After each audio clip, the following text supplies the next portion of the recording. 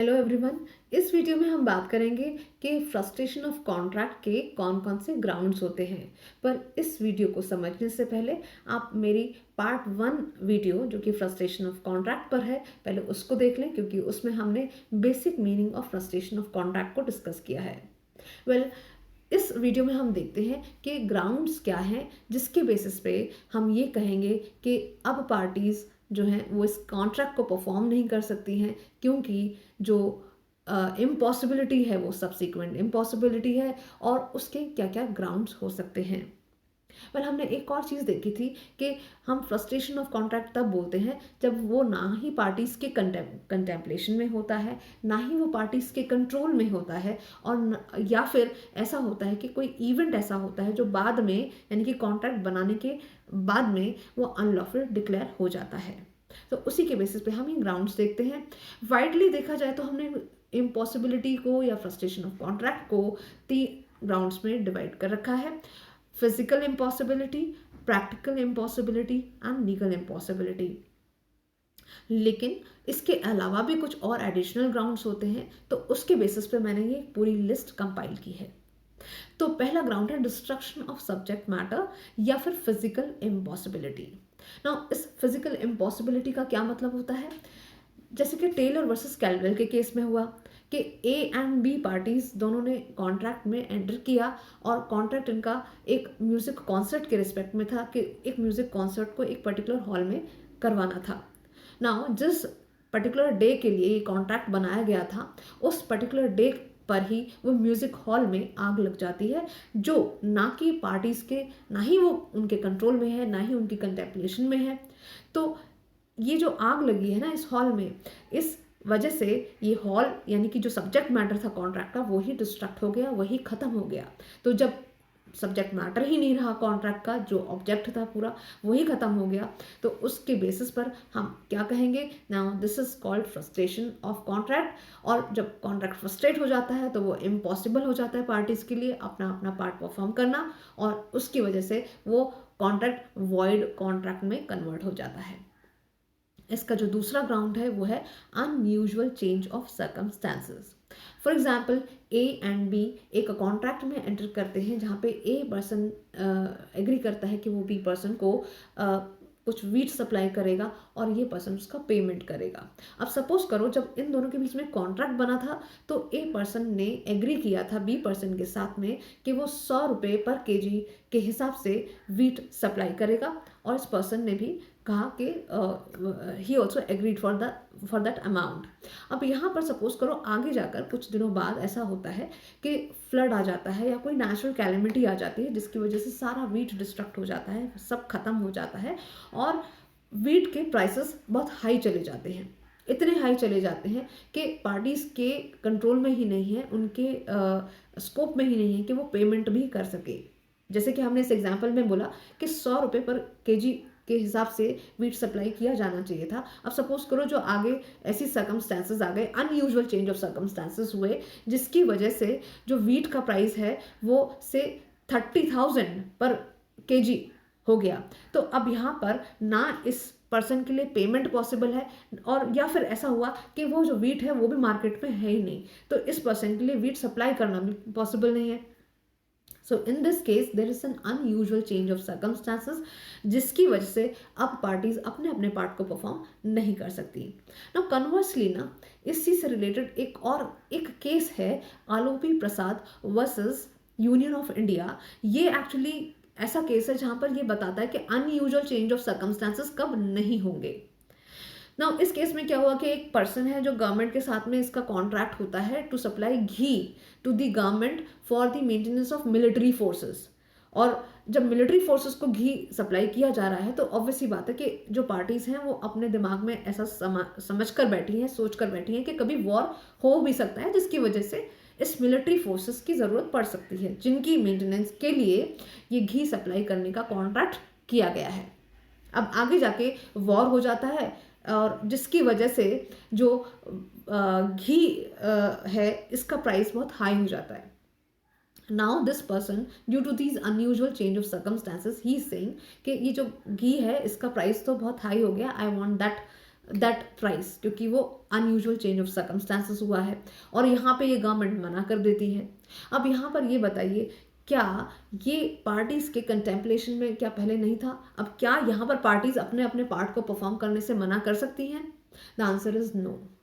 यहाँ पे इस पर्सन को उसी प्राइस पर, जो प्राइस कॉन्ट्रैक्ट बनाते समय चल रहा था, उसी प्राइस पे इस पर्सन को गवर्नमेंट को सप्लाई करना पड़ेगा, क्योंकि ये इन पार्टीज के बीच में पहले से ही एक साझा चीज़ थी, एक कंटेम्पलेटेड चीज़ थी कि आगे वॉर भी हो सकता है, जिसकी वजह से मिलिट्री फोर्सेस को संभाल के रखा जा रहा है गवर्नमेंट के द्वारा। तो this is not unusual change of circumstances and therefore this is not frustration of contract, or this would not amount to any impossibility for the parties to perform their part of contract, and therefore this contract would not be a void contract. तीसरा ground है non occurrence of contemplated event, या जिसको हम practical impossibility भी कहते हैं, जैसे कि क्रेल वर्सेस हेनरी के केस में हुआ। यहाँ पे क्या हुआ कि एक पार्टी है जिसने एक रूम लिया है रेंट पर, एक पर्टिकुलर डेट के लिए, एक पर्टिकुलर टाइम के लिए, और यहाँ पे पर्पस जो है ना उस रेंटेड रूम को लेने का, वो है कि उस रूम से एक विंडो ऐसी निकलती है, जिस साइड को वो विंडो निकलती है वहाँ से जो नीचे का जो साइट है वो बहुत अच्छा दिखाई देता है, और उस जगह से बेसिकली जिस जगह की हम बात कर रहे हैं वहाँ से कॉरोनेशन प्रोसेशन निकलना था वहाँ के राजकुमार का। अब जिस डेट एंड जिस टाइम के लिए ये रेंटेड रूम लिया गया था और जिस दिन कॉरोनेशन प्रोसेशन निकलना था, वो इवेंट ही कैंसिल हो गया, और क्योंकि ये इवेंट कैंसिल हो गया तो यहाँ पर जो पार्टी जो यहाँ पर टेनेंट्स हैं उन्होंने वो पैसे पे करने से मना कर दिया। सवाल उठा, क्या ये इम्पॉसिबिलिटी या फ्रस्ट्रेशन ऑफ कॉन्ट्रैक्ट होगा या नहीं होगा? The answer is yes, it will amount to frustration of contract। क्यों? क्योंकि यहाँ पे जो इम्पॉसिबिलिटी है वो प्रैक्टिकल इम्पॉसिबिलिटी है, जो ना ही पार्टीज के कंट्रोल में है, ना ही उनके कंटेम्पलेशन में है, और ना ही वो कोई ऐसी चीज़ है जो कि हम बोल सकते हैं कि ये पार्टीज को पहले से पता था। तो क्रेल वर्सेस हेनरी के केस में बेसिकली जो पर्पस था ना, जिसकी वजह से ये रूम लिया गया था उस पर्टिकुलर डेट एंड टाइम के लिए, वो पर्पस ही फ्रस्ट्रेट हो गया।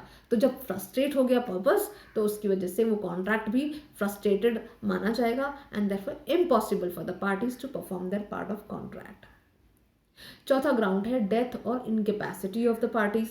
जैसे कि अगर एक ए पर्सन है और वो उसको एज अ सिंगर एंगेज किया गया है कि उसको से कुछ 2 या 3 दिनों के लिए एक कॉन्सर्ट में गाना गाना है, पर जिस दिन डेट आई उसके कॉन्सर्ट की, उस दिन वो बीमार पड़ गया, मे बी वो बेड रिडन हो गया, या फिर उसका गला बुरी तरीके से खराब हो गया। Can he perform as part of contract? The thing is obviously no. Is it in control of these parties? The answer is again no. So या फिर इसी एग्जाम्पल में हम देखें कि ये व्यक्ति मर जाता है जिसके साथ कॉन्सर्ट की बात हुई है, सिंगर की डेथ हो गई, तो चाहे वो डेथ हो या फिर वो इनकेपेसिटी हो, तो इन आइदर केसेस अगर पार्टीज के डेथ या इनकेपेसिटी की वजह से वो कॉन्ट्रैक्ट फ्रस्ट्रेट हो जाता है, तो अगेन हम इसे मानेंगे कि ऐसा कॉन्ट्रैक्ट वॉइड कॉन्ट्रैक्ट होगा, which is actually impossible for the parties to perform their contracts. Now fifth point यहाँ पर है लेजिस्लेटिव इंटरवेंशन या फिर legal impossibility. Now legal impossibility से रिलेटेड ये जो केस लॉ है ना, सत्याव्रता घोष वर्सेस मुगनी राम बांगुर, ये बहुत इंपॉर्टेंट केस है। एक्चुअली ये जो केस है ना, ये आपको ये बताएगा कि कब हम बोलेंगे कि ये लीगल इंटरवेंशन है और कब हम नहीं बोलेंगे कि ये लीगल इंटरवेंशन, यानी कि कब लीगल इंटरवेंशन है और कब लीगल इंटरवेंशन नहीं है। ये इन दोनों के बीच में डिस्टिंग्विश करेगा।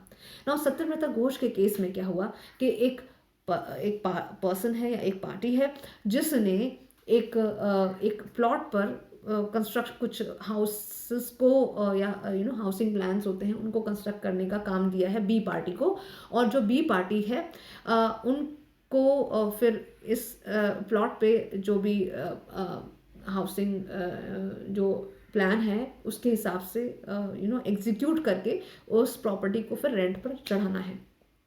इस तरीके के कॉन्ट्रैक्ट बना है दोनों के बीच में। अब यहाँ पे हुआ क्या कि आगे जाकर एक वॉर छिड़ जाता है और उस वॉर की वजह से जो सारा कंस्ट्रक्शन का काम चल रहा था ना बी पार्टी के द्वारा, वो सस्पेंड हो गया फॉर द टाइम बिंग। अभी वो सस्पेंड हो गया। वो सस्पेंड क्यों हो गया? क्योंकि जो गवर्नमेंट है उसने वो जो प्लॉट था जिस पर वो कंस्ट्रक्शन चल रहा था, कुछ टाइम के लिए उसको रिक्विजाइट कर लिया, उसको अपने हाथ में ले लिया, क्योंकि उनको मिलिट्री फोर्सेस या डिफेंस फोर्सेस को वहाँ से ऑपरेट करना था। तो ये सारा काम जो था वो वॉर के दौरान ऐसा होना था। ना यहाँ पर सवाल उठा कि क्या ये लेजिस्लेटिव इंटरवेंशन का पार्ट मानेंगे या नहीं मानेंगे, क्या ये लीगल इम्पॉसिबिलिटी कैटेगरी में आएगा या नहीं आएगा। The answer to this question is that no, this would not amount to legal impossibility. क्यों? द आंसर इज कि ये इसलिए नहीं है क्योंकि रिक्विजिशन यानी कि जब वॉर चल रहा था सिर्फ उस टाइम के लिए गवर्नमेंट ने उस प्लॉट पे जो हाउसिंग प्लान बनाने का, कंस्ट्रक्ट करने का काम है, उसको सस्पेंड किया है। लेकिन जैसे ही वॉर खत्म होगा उस काम को फिर से आगे बढ़ाया जा सकता है। गवर्नमेंट ने वो जो प्लॉट है उसको हमेशा के लिए एक्वायर नहीं किया है, सिर्फ टेम्प्ररी तौर पर कुछ टाइम के लिए, जब तक कि वॉर है और जब तक कि डिफेंस फोर्सेस को वहाँ से ऑपरेट करना है, सिर्फ उस टाइम के लिए उस प्लॉट की ज़रूरत है। तो इस वजह से हम, क्योंकि ये टेम्पररी इम्पॉसिबिलिटी है और ये परमानेंट इम्पॉसिबिलिटी नहीं है, इसीलिए हम इसको कॉन्ट्रैक्ट ऑफ या फ्रस्ट्रेशन ऑफ कॉन्ट्रैक्ट नहीं बोलेंगे और इसीलिए ऐसा कॉन्ट्रैक्ट जो होगा वो वॉइड नहीं होगा। इसके अलावा एक और कैटेगरी है इंटरवेंशन ऑफ वॉर। इसका एक सिंपल सा एग्जांपल ले सकते हैं कि सपोज करो एक ए पर्सन है जो एक कंट्री से बिलोंग करता है, बी पर्सन है जो दूसरी कंट्री से बिलोंग करता है। दोनों के बीच में कॉन्ट्रैक्ट हुआ, पर आगे जाके जो बी पर्सन है उसकी कंट्री और ए, इन दोनों की कंट्रीज़ के बीच में ही वॉर हो गया और दोनों को एक दूसरे का एनिमी डिक्लेयर कर दिया गया। तो क्या इन दोनों के बीच में कॉन्ट्रैक्ट हो सकता है? The answer is no. तो आगे जाकर यानी कि सब्सिक्वेंटली जो है इवेंट कैसा हो गया, वो अनलॉफुल ही हो गया। वो अब इन दोनों पार्टीज़ के द्वारा एक दूसरे के साथ में कॉन्ट्रैक्ट में एंटर करना जो है वो अनलॉफुल माना जाएगा। तो उस वजह से ऐसा कॉन्ट्रैक्ट भी वॉइड हो जाएगा due to frustration of contract. So finally जो इम्पॉसिबिलिटी है वो किस तरीके की होनी चाहिए? या तो वो बिल्कुल ही इम्प्रैक्टिकेबल है, या फिर वो बिल्कुल यूजलेस है, यूजलेस इन द सेंस कि जिस बेसिस पर कॉन्ट्रैक्ट बना था उसका तो यूज ही नहीं रहा, या टोटली जो कि बिल्कुल जो कॉन्ट्रैक्ट की फाउंडेशन है उसको ही अपसेट कर दे, उसको ही ख़त्म कर दे, या फिर जहाँ पे चेंज ऑफ सर्कमस्टेंसेस ऐसे हैं जो प्री कंटेम्पलेशन में नहीं है पार्टीज़ के, या जो कंट्रोल में नहीं है पार्टीज़ के। तो अगर ऐसी चीज़ें होती हैं तभी हम एक कॉन्ट्रैक्ट को इम्पॉसिबल टू परफॉर्म मानते हैं और फ्रस्ट्रेशन ऑफ कॉन्ट्रैक्ट मानते हैं। आई होप आपको इस वीडियो से फ्रस्ट्रेशन ऑफ कॉन्ट्रैक्ट के बारे में काफ़ी हद तक समझ में आया होगा। Thank you so much for watching this video.